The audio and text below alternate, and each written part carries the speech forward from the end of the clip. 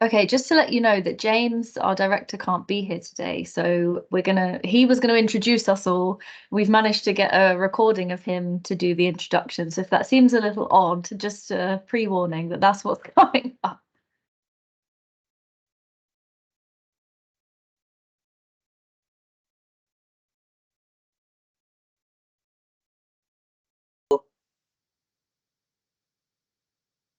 Great. Okay, so thank you very much, everybody, for coming. And so sorry, James, that we couldn't hear you properly, but when we put the recording back up on screen, that will become available in your full glory. But I could hear and get the essence of what it was that James was going to be saying, which really was an introduction to what you're going to hear from myself and colleagues from BPACHS as we go through this presentation.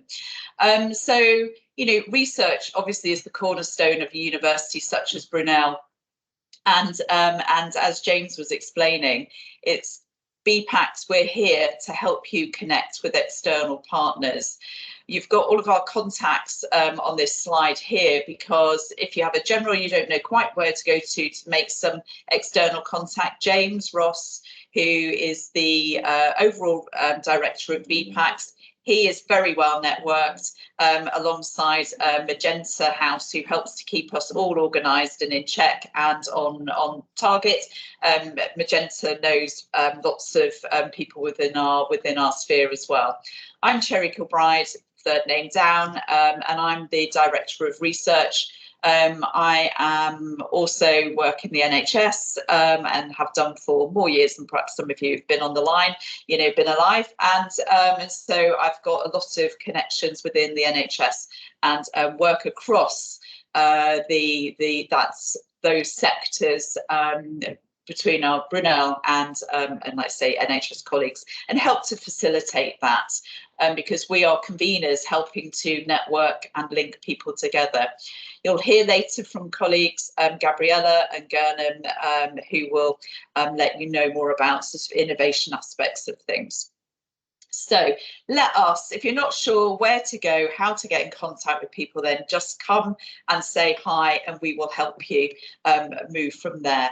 So we are health and social care organisations, and including local authorities. They are multifaceted organisations. We know that. They're like mini cities or mini villages, depending on you know which one you're at. I work at the Royal Free in North London. You know, it's just like it's a sort of, like say, a village in itself, endless different aspects to it. And, you know, and universities are multifaceted organisations too. You know, so actually, if we put us together, this leads to endless opportunities. And we know that there are, for research, because that's my particular field or my focus for this conversation. And we know that there's many grants that we need to be in partnership with our healthcare colleagues, and our healthcare colleagues need to be in partnership with us as well. So, as I say, it's a match made in heaven, as they say. So I've just highlighted here as we're going around, and I'm going to just sort of start from in terms of just building on some of those multifaceted aspects of, you know, this is a hospital, which we can think about opportunities of how and what sorts of projects and research that we could get involved in. And for me, I'm really keen that we build research capacity and capability, which is a big part of my job as well with BPACHS, with our NHS colleagues, because that means that we can be doing research across the whole pipeline, from the early audit, quality improvement, service evaluations, all the way through to clinical trials. So NHS obviously gives us access to numerous specialty departments. So, you know, colleagues, if you want to be, I'm a neurological specialist by background, but, you know, everything, orthopedics, respiratory, you know, all of any of those interested areas that you might have for your own research and want to be able to think about how to connect and take that into real life settings, I suppose. And then, of course, you know, moving across next, corporate functions. finance, HR, procurement. Think about what we have in the university and what matches with that, in terms of all of the sort of business school management, etc., the various things in there. So, the trusts that we have around us, the trusts, the social care organisation, local authorities, they all have those things as well. So it's really about trying to deconstruct what's available for us to be able to link and partner with. I'm sure Gabriella may pick up on the estates and facilities, because being an engineer herself, I know that there may be there's examples of working with the Hillingdon Hospitals NHS Trust, thinking about building services, engineering, etc. And these are really enormously important parts of, say, healthcare structures. I know that when, going back to COVID, actually, at the Royal Free, where I was based clinically, it was the engineers that actually kept the oxygen flowing through into the tower block. And it was just, without them and having to really boost things at the times when we had maximum numbers of 98 ventilated patients, we wouldn't have been able to do it without them. So it's about really respecting and recognising that within these multifaceted organisations, there are these real pockets of specialist areas that us as a university can work and mirror and partner with NHS and social care colleagues, etc. Information management and technology, the next square round, IT, we all know what happens when IT goes down. There's chaos. So, in terms of what we have here at the university, with computer sciences and etc., and there's been some great work going on with our computer science centre here and with Northwick Park, particularly looking at maternity services and things. And we know big data has really got, a big part to play as we go forward. Obviously, NHS trusts have education and training departments. That's part of, a university is obviously around education and training. We have a separate section coming on that later, so I'm not going to touch on that. Legal services, we have law in the university. These trusts and councils, departments, etc. Legal services, of course, they're there as well. Whether it's contracting, whether it's risk, the huge thing about, liability, etc. So again, another area. So it's just about thinking, how could we research with our colleagues? If you're interested, like say, come and make contact with us within BPACHS. We can help to connect you with the right people. And just moving further around the screen, even chaplaincy, patient advisory and liaison services, voluntary services, thinking about, sort of social aspects of life. You can just start to see about how, let's say, it's far more than just what we might immediately focus on in terms of the patients or the clients. And I've left until last here that, trusts have research and development departments, because they are also obviously doing clinical research. Again, it's that whole pipeline and go through to innovation. As I say, I'm not touching innovation, colleagues will be covering that. But clinical research is where we really do, come into our own to be able to work with those colleagues. A small case example of that in terms of partnership working, a neurological physiotherapist from the Hillingdon Hospitals Trust was seconded to work with myself and a team of about 10 people with a small medium enterprise looking at digital rehabilitation for the upper limb after stroke. That was just over a year-long secondment, and she still worked one day a week back in the trust. And they really felt that what was being learnt from being involved in a research project, a funded randomised controlled trial, she was able to take back into the services, in clinical services. And it was just, this knowledge exchange that was ongoing. you know, and from that we've had further developments and you know, further opportunities for students to be able to undertake spin-off research projects, etc. So I suppose I'm just last message before I hand on to my colleague Gernam is that let's just recognise that actually we almost mirror each other in terms of these health organisations and obviously colleagues in social care as well, and local authorities, with the different departments we have here. The scope is endless. So don't try to do it on your own. We've got those connections. We can help you smooth those networks and get you in there quicker and help you with some of that perhaps translation of language, which, you know, trusts speak in their own languages, universities speak in their own languages. It's really useful to have us as a conduit to be able to help with that. And I'm going to stop there because I know that I can talk forever about these things. So, Gernam, on to you. Thank you very much for listening. Thank you.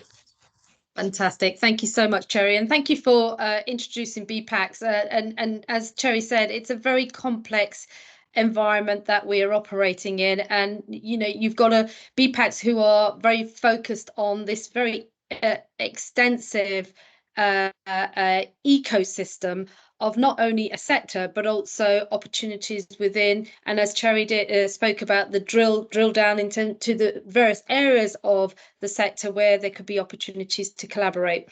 So introducing myself, I'm Gernam Salvaraja.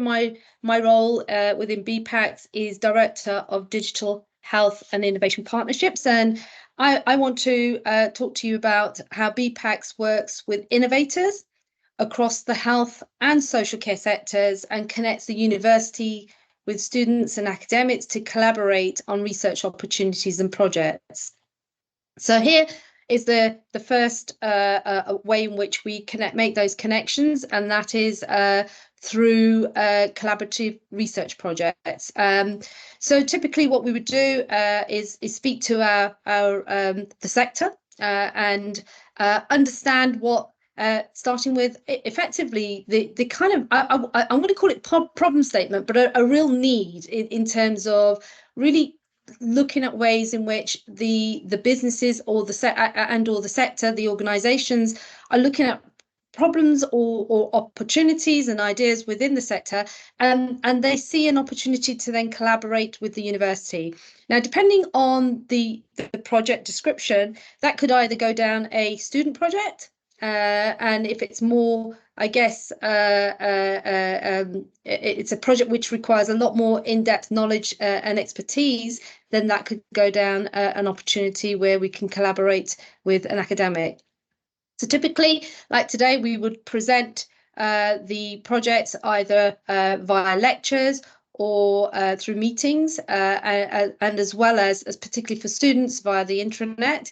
And when students are looking for projects, it tends to be when they are considering their final year project, if it's an undergraduate, and dissertation, if it's a postgraduate. So we know that we've got to start working with our external partners to start bringing in those opportunities for collaborative research projects quite early on before the academic year kicks in September, and then at those various points within the academic year.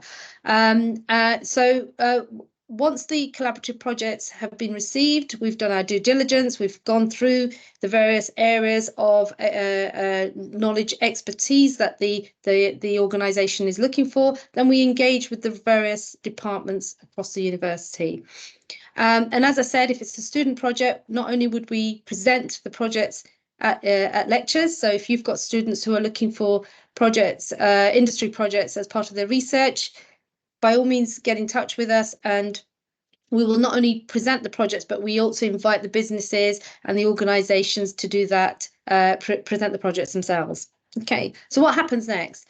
Students will then express an interest by emailing us, and we would then set up an initial meeting. So we give them some of those transferable skills which they'll need when they go out to the open market in terms of interview skills, but it's still very much in a safe environment, so that they're kind of being guided and supported in that process.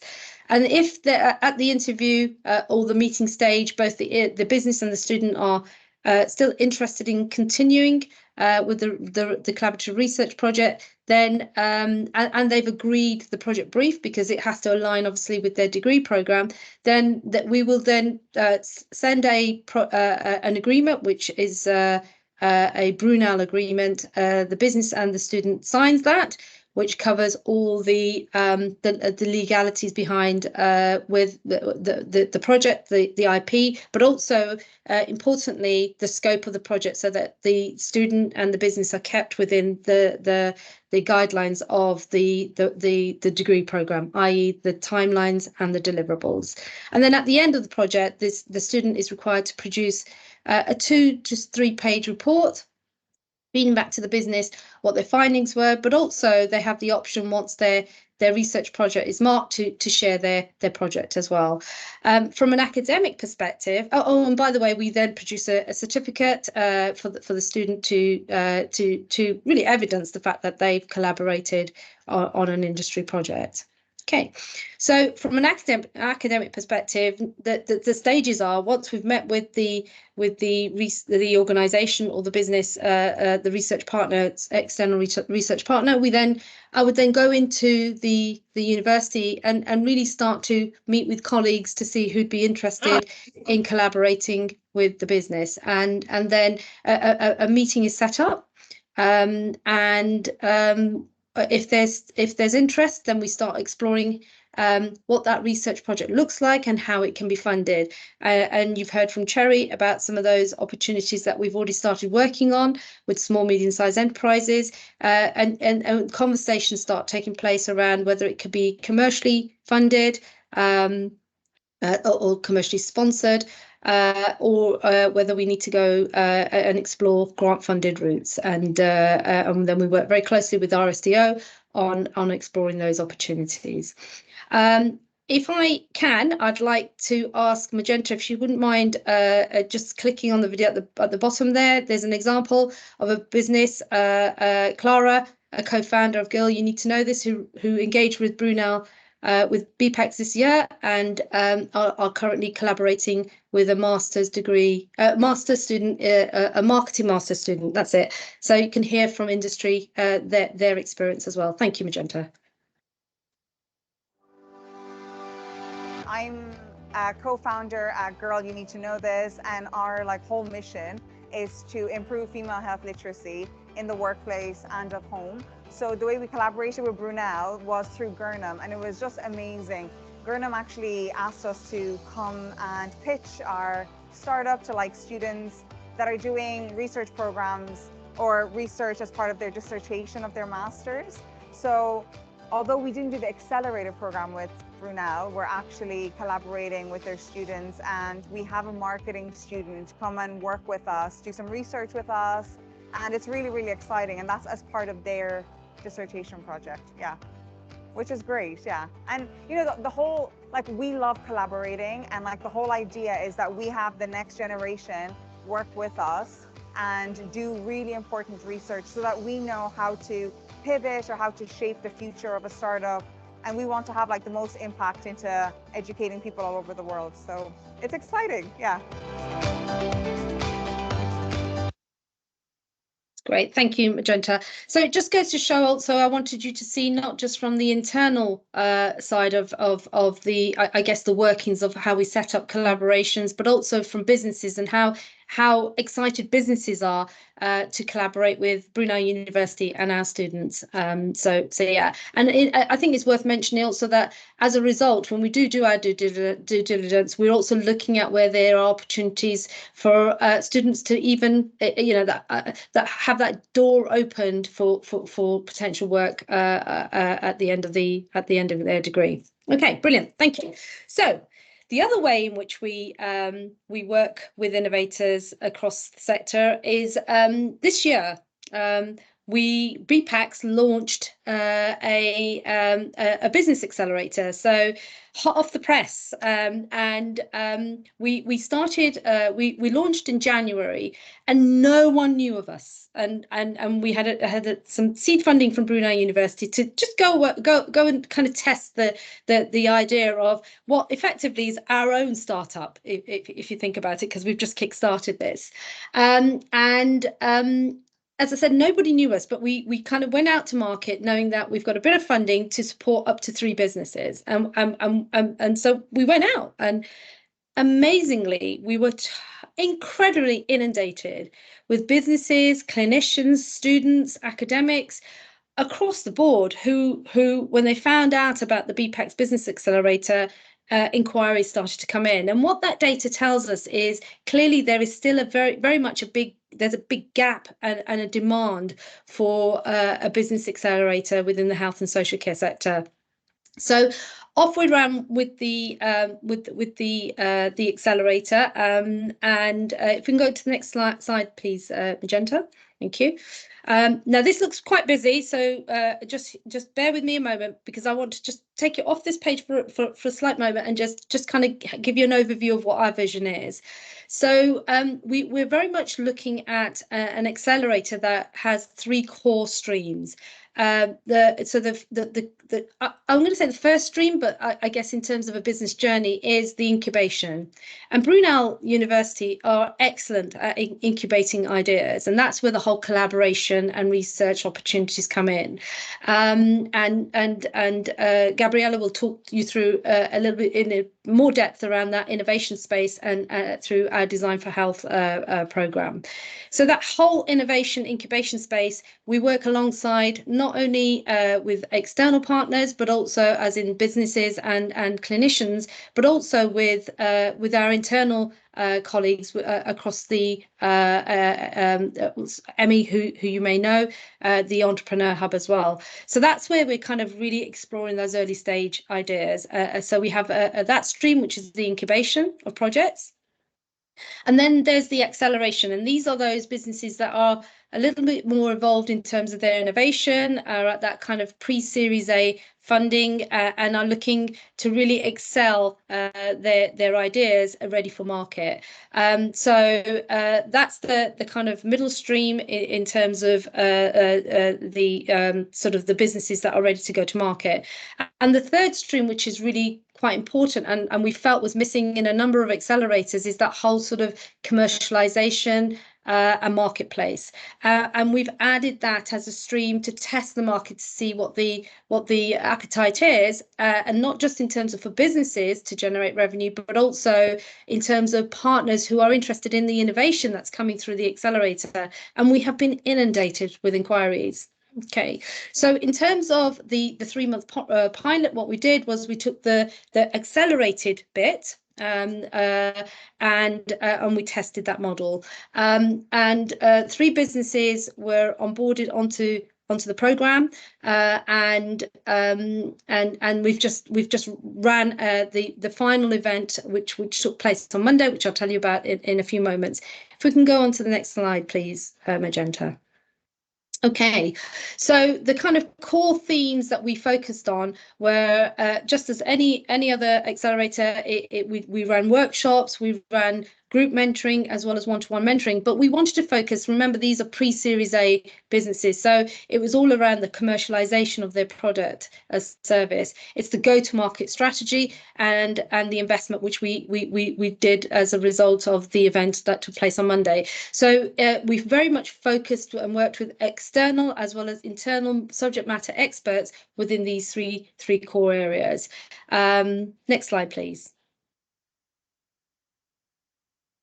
Okay, so I know that these slides will be shared with you later, so you're more than welcome to click on these links. But what I wanted to also demonstrate is within the pilot, we wanted to ensure that the accelerator was very much part and is integrated into the Brunel ecosystem.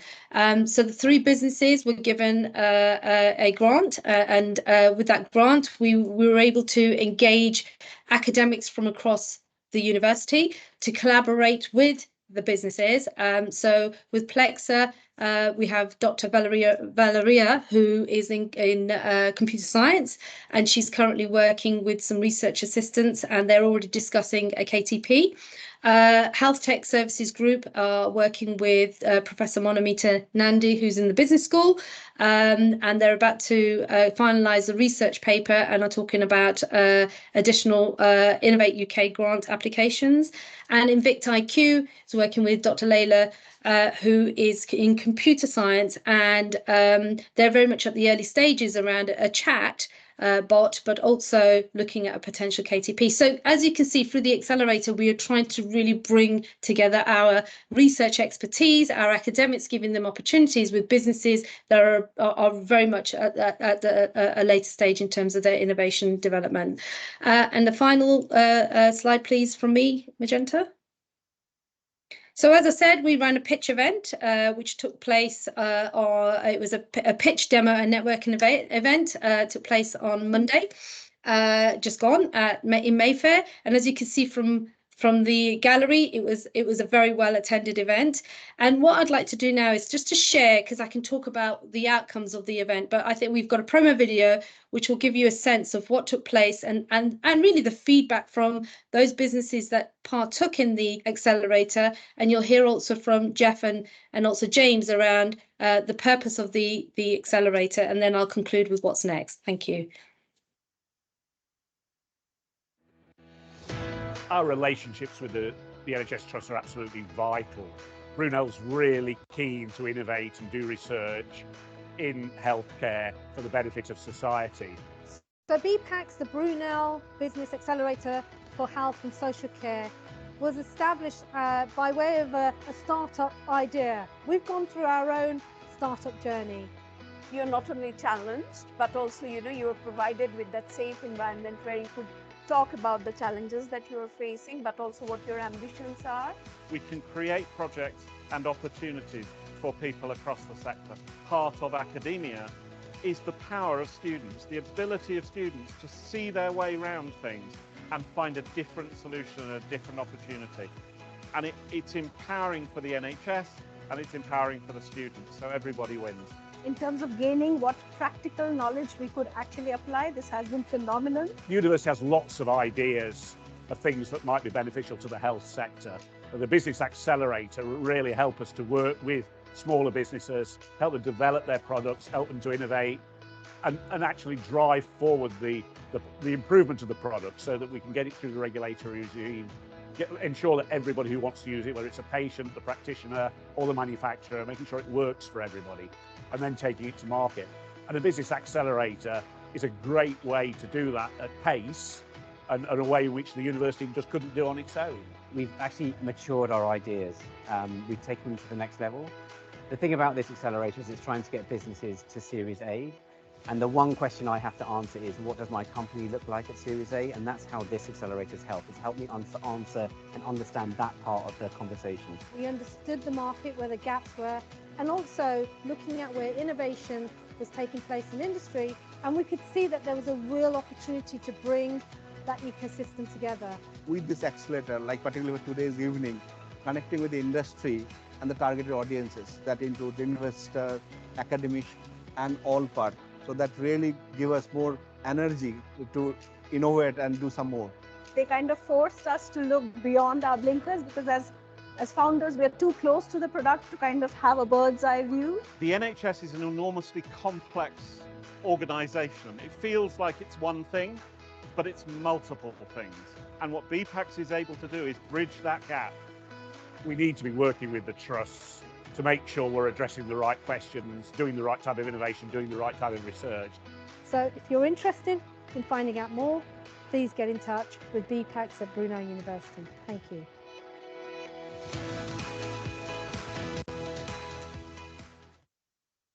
Thank you, Magenta, for showing the slides and the videos. But I just wanted to, I thought I could talk for another 5 slides, but I think that video said it all. A hugely successful pilot of the BPACHS Business Accelerator for the health and social care sector. Just in terms of some outputs, one of the businesses, Invict IQ, have secured £150,000 seed funding. In terms of the other businesses, that some awards have been won, and I could go on in terms of the list, and they have thanked us because we've really helped them to really focus on the business in terms of the business model and the commercialization route, which I talked to you about earlier in terms of our vision for the accelerator moving forward. So next steps are we've already started works in terms of a phase 2, and we're looking to launch phase 2 this year, hopefully by Q4 of this year, where we're looking to accelerate another 10 businesses. So watch this space, and if you're interested in getting involved, please get in touch. Thank you very much, and I'm going to hand over to Gabriella, who'll talk you through innovation and innovative projects that she's working on. Thank you. Thank you, Gernam.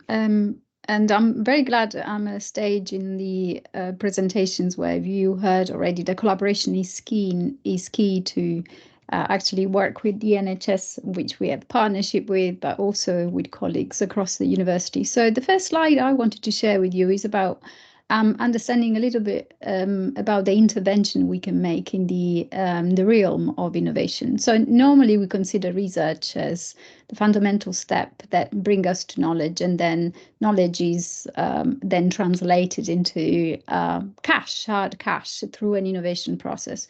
But in the NHS and in the healthcare environment, this is slightly different, because innovation in healthcare doesn't deliver just cash in the forms of saving and efficiency, but first of all, the aim should be to improve the patient's health outcomes.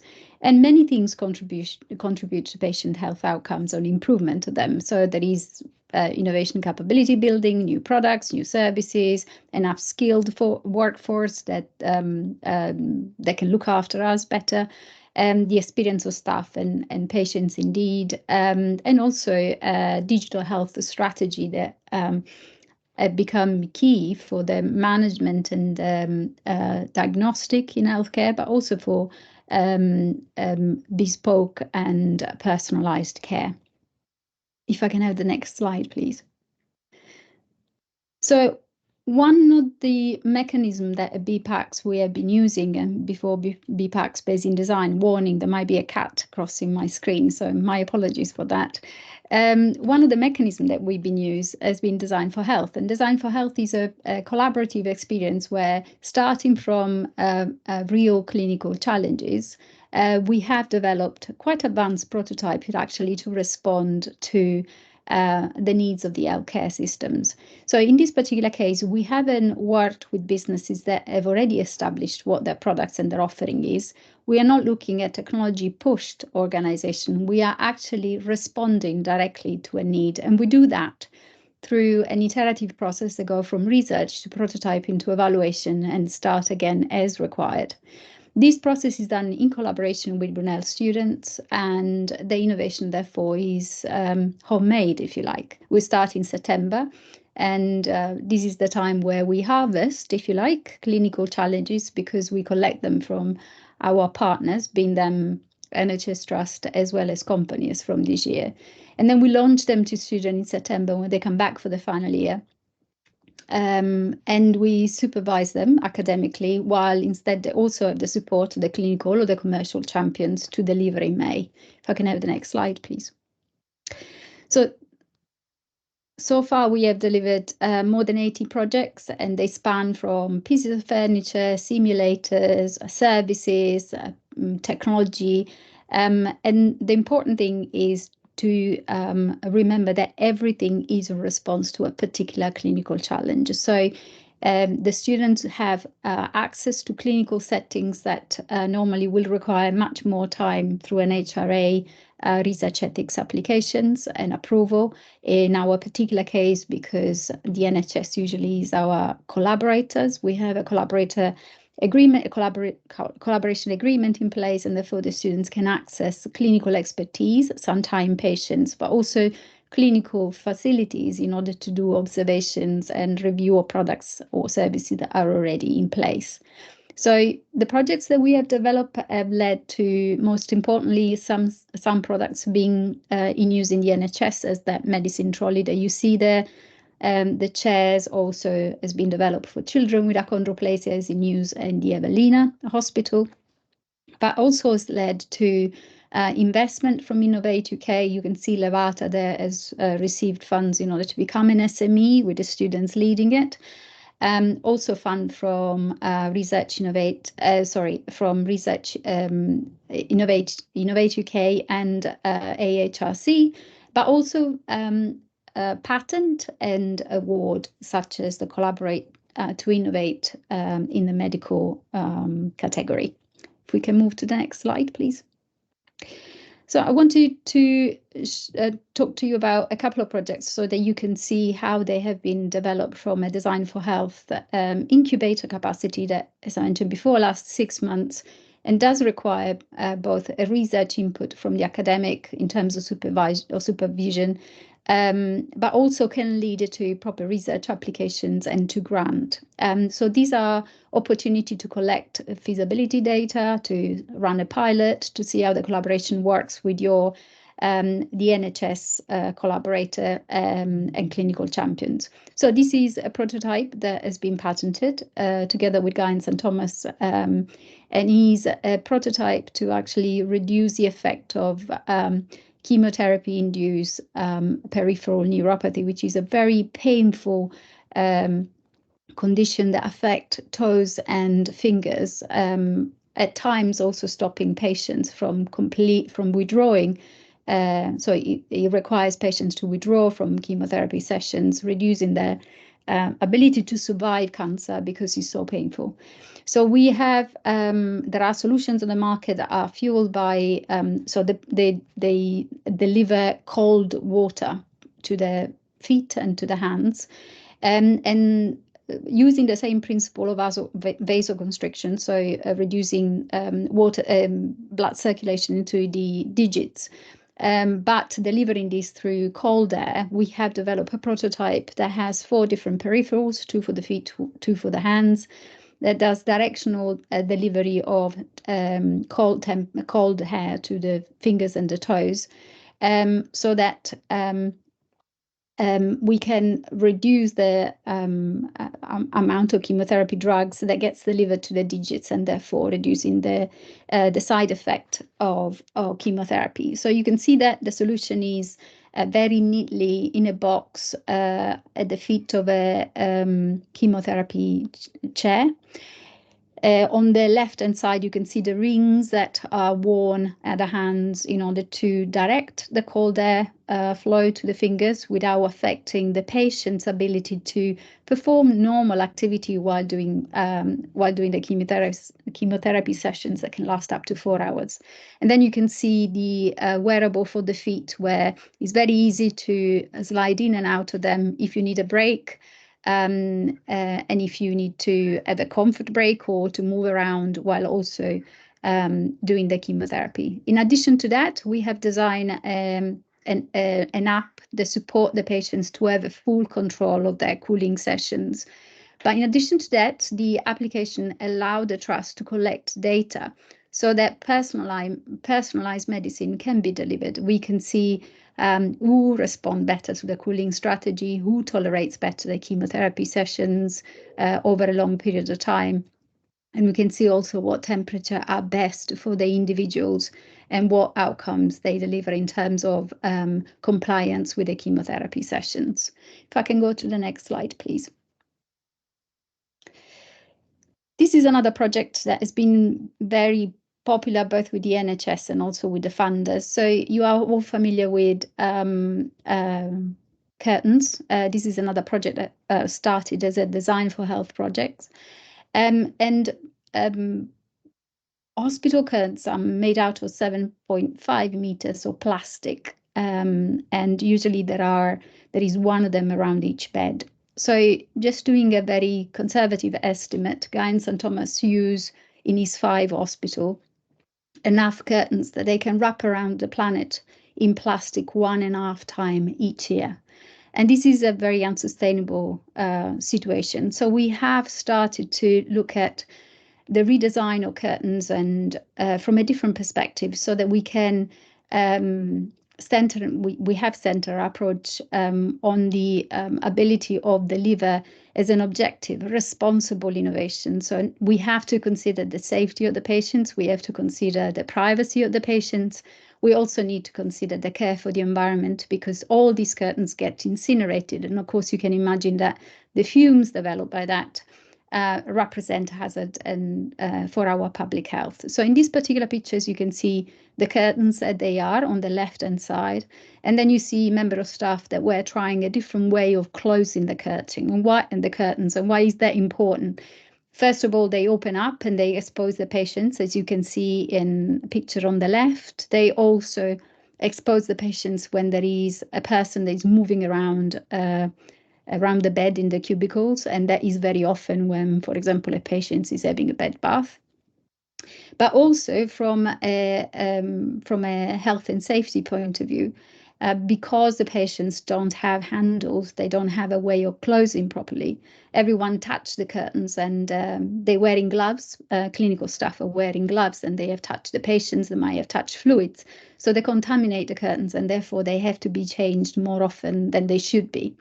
So normally they have to be changed every 6 months, but of course in very high risk area, they get changed more often. And that means, as we said before, more curtains and more plastic for the planet. If I can go to the next sessions, please. The next slide, please.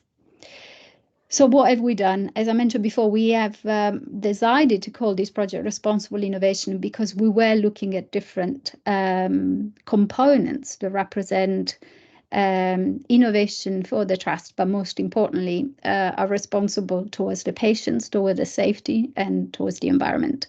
So we have looked at different types of curtains that are in the environment in use. Which one are the most popular? We have looked at their life cycle assessment. We have also implemented a prototype that enable a better closure of the curtains, and you can see on the right-hand side in the bottom corner how the solution, the proposed systems, improve the overall score with regards to privacy, hygiene, and also the closure itself, how sturdy the closure felt. We also ran some organizational value workshop with Guy and St. Thomas in order to identify who liked what, and on the basis of the data provided, the LCA life cycle assessment data, what choice would be most favorable or favored by member of staff in order to implement a more responsible attitude, especially as part of the greener agenda of the NHS. So that is a project also that's been funded by the AHRC. If you don't mind going to the next session, the next slide, please. So another way in which we are delivering innovation for the NHS is to build their capability to innovate. So I mentioned before Design for Health. Come and talk to us if you are interested in taking part of it. This year we had more than just design students. We had physio students, we had computer science students, and we also started to work with industry. But this project is instead in collaboration with Fiona in the business school, and we are trying to build the capability of the estate and facilities team in THH in Hillingdon to actually have their own innovation hub, their own innovation capability, so that they can respond to the challenges of a continuously aging population, comorbidity, a bigger hospital that is coming with more individual rooms, and more requests are coming from an hospital that has to serve a wider population and a more voluminous population, numerous population. So we want to build their capacity to respond to these challenges and to the change that is required and that is inevitable in the NHS. So one way you're doing that is to design a bespoke collaboration with them in order to embed the key principle and the key value of a learning organization within the division, so that they can respond in the best and efficient possible way to the challenges that they have. Can I have the next one, please? I think we have done. Yes. So I'll summarize again by saying we have different way of collaborating with the NHS. We have different way of collaborating with the health tech according to the stage of development of each individual project. So come and talk to us, especially if you want to implement a multidisciplinary approach to research and innovate within the healthcare and medtech sector.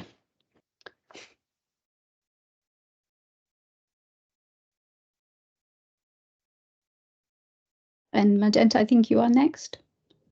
Thanks, Gabriella. I was just stopping sharing because I think we've run over time a little bit, so I'm not going to take up much of people's time, and the fact that, you know, the stuff we do around education is probably slightly less relevant for the research festival. But it's just to say that we, you know, are also trying to support the university with, you know, developing their education programs that relate to the NHS to make sure that they're fit for purpose. For example, you know, working with the apprenticeship teams to look at the demand for new programs that we're delivering, as well as trying to upskill and develop the knowledge of staff in the NHS. So that could be developing, you know, short courses or CPD that's relevant to a particular area of interest for them, or looking at what, you know, vast knowledge the university already has and seeing how we can maybe tweak those kind of things to fit for our NHS partners. So I think maybe it's a good time